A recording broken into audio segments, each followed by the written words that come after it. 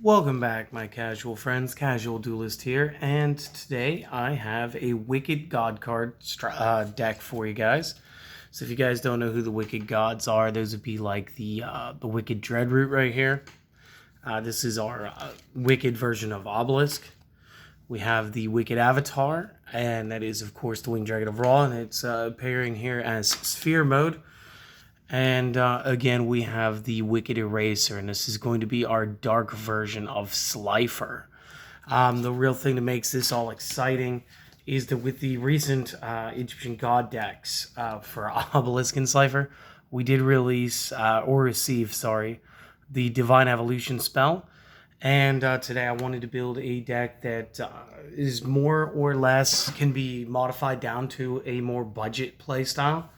But I want to show you guys what I've been playing around with for my Wicked Gods. So without any further ado, let's just go ahead and get you guys that list. We're going to start it off strong with 3 copies Rima the Wicked Warden. I am going to be using 3 copies of Angel 01. Actually way better in the Wicked Gods than it unfortunately will probably ever be in the regular Egyptian Gods. We're running 2 copies Caligo Claw Crow. We are going to be running 2 copies Duke Shade Sinister Shadow Lord.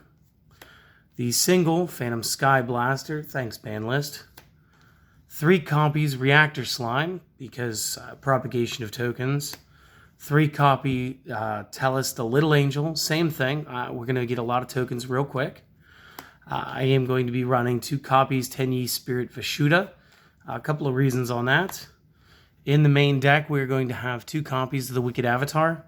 And I'm going to run single copies of both Dreadroot and Eraser. So we're going to move over to our spells. I got 3 copies of the new spell card Divine Evolution.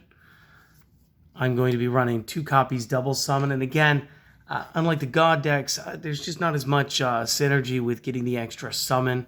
So we need to run this. We do want to run that Harpy's Feather Duster again. We get this out of the structure decks. 3 copies Layer of Darkness, and I believe this was in the Slifer structure deck. It was just easier for me to get the not so pretty commons out today. Got the 1 Monster Reborn, best extender.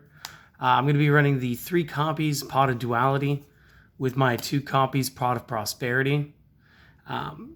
Again, this isn't in everybody's budget. But you will understand why my extra deck looks the way it does now that you've seen this. You could also run like a Lure of Darkness in this spot here too. That would be absolutely fine. The only issue I have with it is I built, it wasn't a full dark build. So a Lure of Darkness has some issues. And then for my traps, I'm running 2 copies Metal Reflect Slime, which means you guys know what's already in the extra deck. So that's my 40 card main. Let's go ahead and check out the extra. Of course, I got to have those 3 Ancient Egyptian God Slimes. Maximized it simply for the fact that I will be tossing cards out of my extra deck. But it also will count as 3 tributes. Now, this one doesn't have to be for the Ancient Egyptian Gods. Unlike, I believe it was Guardian Slime, I kept using to get my Ancient Chant. And that means that the Egyptian God Slime himself can still be useful here without us relying on the Ancient Egyptian Gods. Now, for the most part, a lot of this is just fluff. This is pot of fodder. But I figured I need to put together a full extra deck again. So again, I've got my 1 copy Vapilosa, your choice. 1 BLS, your choice. Boral Sword, that's your choice. Ferocious Flame Swordsman, doesn't make any sense with this build. Just a card in here because he was real close to the table. IP Masquerena, probably one of the few cards I would actually main. The Nightmares Cerberus, Phoenix, and Unicorn, always good choices, and actually wouldn't mind having them in here.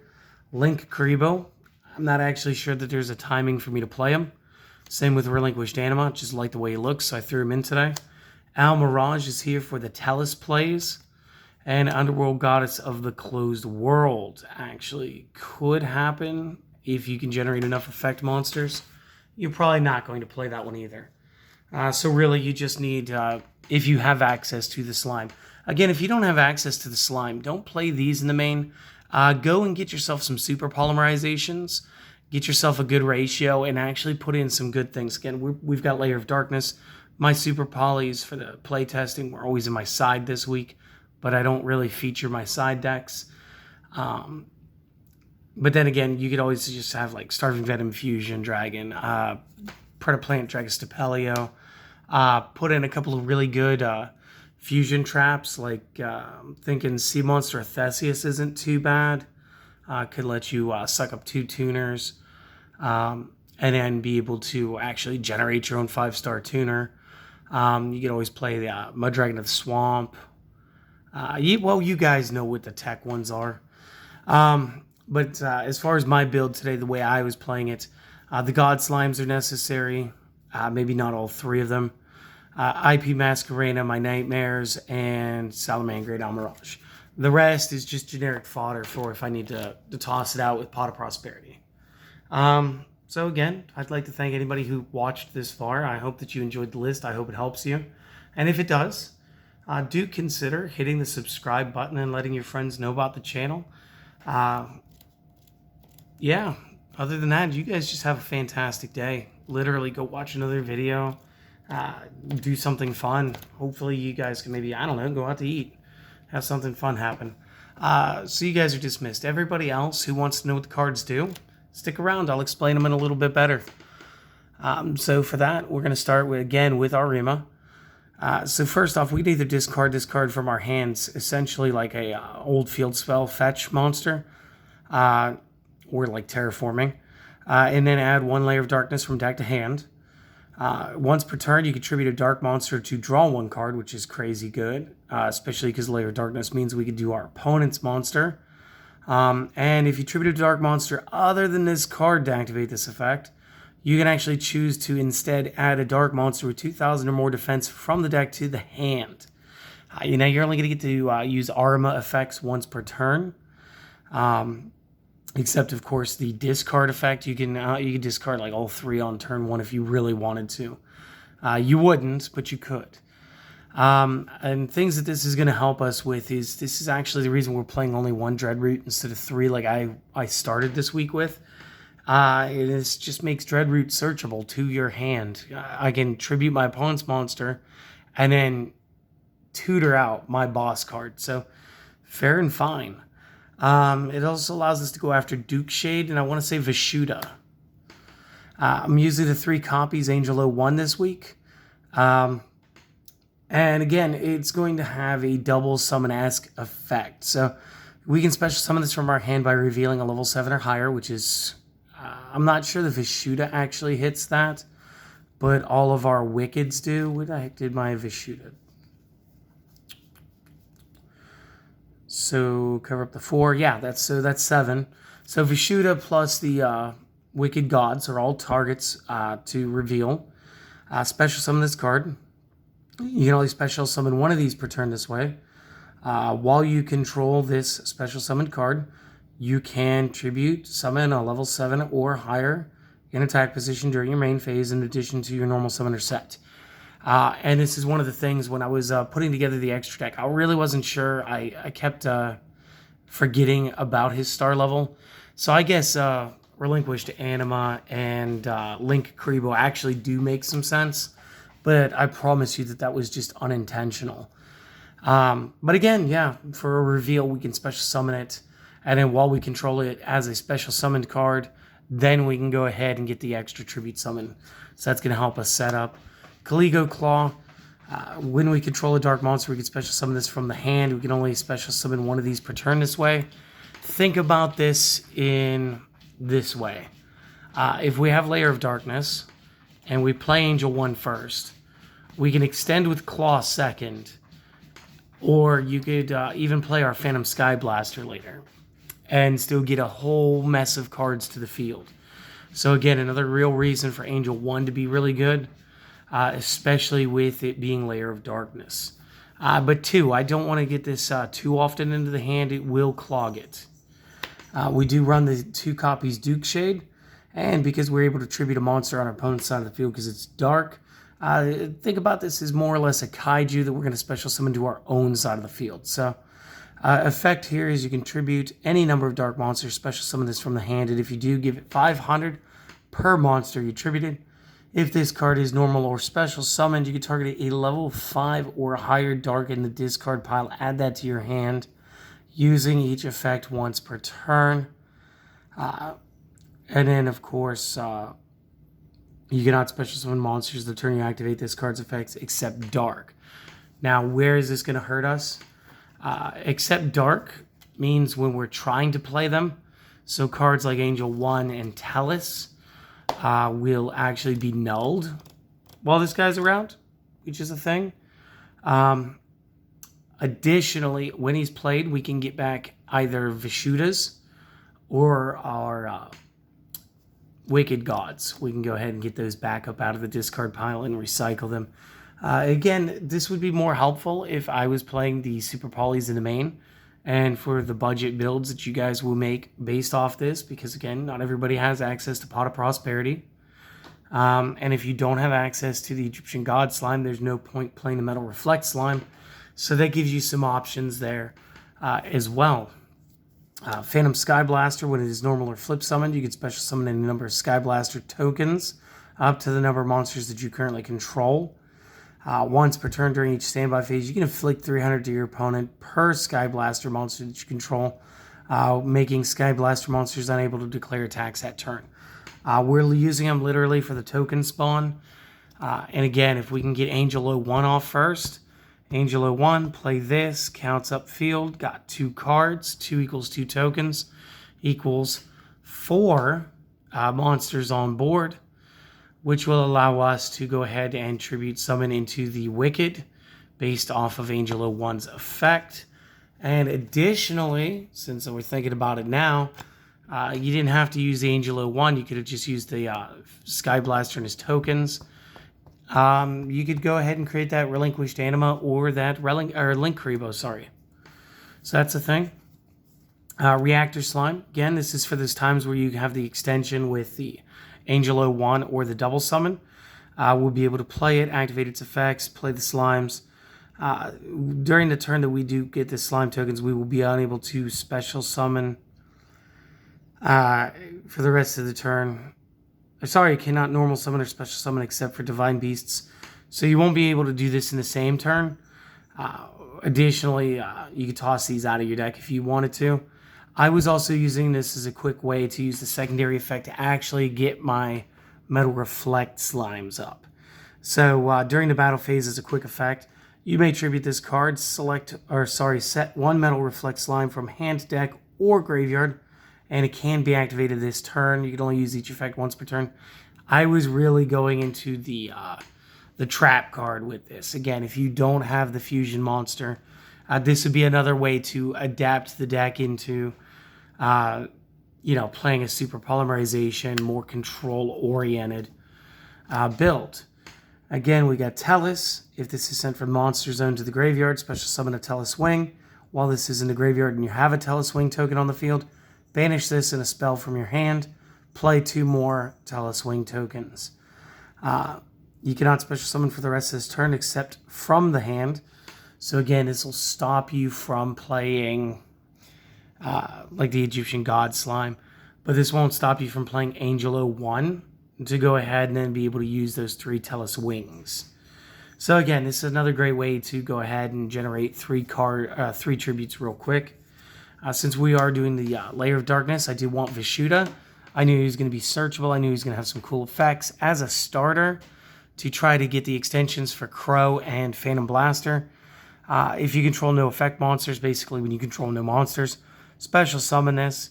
And then if you control a face-up non-effect monster, which would be the tokens that we get all day, every day, you can banish this card from either the hand or the graveyard, target a card your opponent controls, and return it to the hand, using each effect only once per turn. So we get a little disruption out of this as well.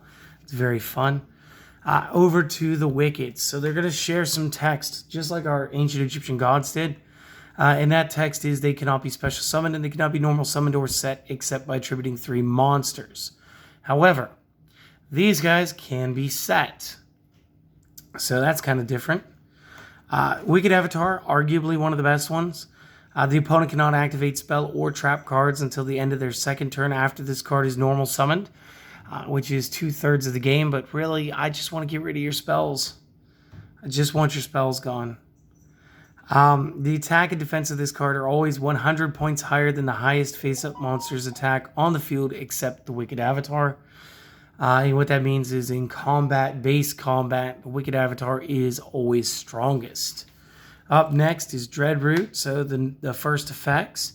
Last effect, have the attack and defense of all monsters on the field except this card. And since these are both continuous effects and the Wicked Avatar does state that it has to be stronger than, that means that if you can get these both on the field at the same time, you got a 4,000 and a 4,100, which is insane. Again, Dreadroot really being able to like expressly be searched. I decided to only run the one. I cut back from the 3 that I was running at the beginning of the week. Just plays better. And you got the 1 copy eraser. Again, normal stuff here. Cannot be special summoned, needs 3 tributes. The attack and defense of this card are equal to the number of cards your opponent controls times 1,000. So this is actually the weakest of all of them. But I do like this next effect. When this card is destroyed and sent to the graveyard, destroy all cards on the field. During the end phase, you can destroy this card. Well, that's fine and well. So during the main phase, he's just a kill switch for the whole field. Unfortunately, I only really threw him in here to say that I built the deck with all 3 of them in here. Even with my Layer of Darkness, I wasn't seeing like a whole lot of token spam to the opponent's side of the field. And if you were relying on him to be strong just based off that, then unfortunately you played him wrong. Over to the spells, we have the Divine Evolution. Spell speed 4, activation and effect cannot be negated. Choose a monster you control whose original type is either Divine Beast or original name is Wicked Avatar, Wicked Dreadroot, or Wicked Eraser. Except a monster already affected by Divine Evolution. Give it 1,000 attack and defense in addition to whatever its normal stat is. Dreadroot at 5. And this would make it... this actually kind of hurts Avatar, to be fair.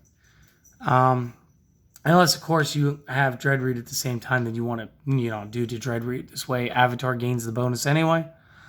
Additionally, its effect activations and activated effects cannot be negated. And it gains the following effect.